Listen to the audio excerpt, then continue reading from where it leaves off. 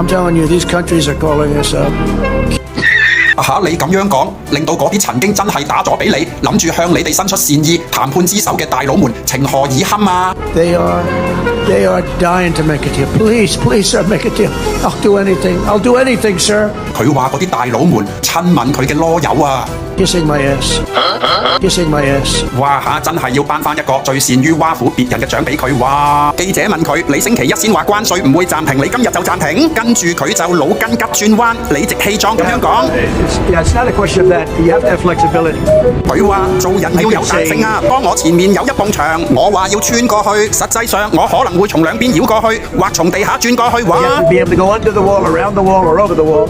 These guys know that. 後面嗰條友仔可能都唔知你噏緊啲乜，總之就要噏口話好啦。我哋琴日已經再出招啦，針對所有來自美麗國嘅產品加徵關稅到84% 啊！跟住佢就更加發爛渣啦，再次增加我哋入口佢哋國家嘅關稅至125% 啊！但係就暫緩咗對其他國家嘅關稅90日哇！佢擺明就係擺出一副姿態，就係個個我都可以饒恕，就係你我唔會放過你啊！其實當你加關稅加到50幾%，再加上去嘅話，已經冇任何威脅力啦，因為再加上去嘅效果已經同原本嘅關稅額冇乜太大分別啦。我哋喺7年前已經開始佈局去美麗國化啦，對去美麗國嘅出口從18%減到12%，芯片同汽車相關嘅產業加速國產化，朋友圈亦都一早換咗啦。東盟已經成為我哋第一大貿易夥伴啦，來自中東及拉丁美洲嘅訂單更加暴增40幾%啊！高科技亦都反殺佢哋，華為5G 嘅基站全球覆蓋率60%，新能源汽車出口暴增200%。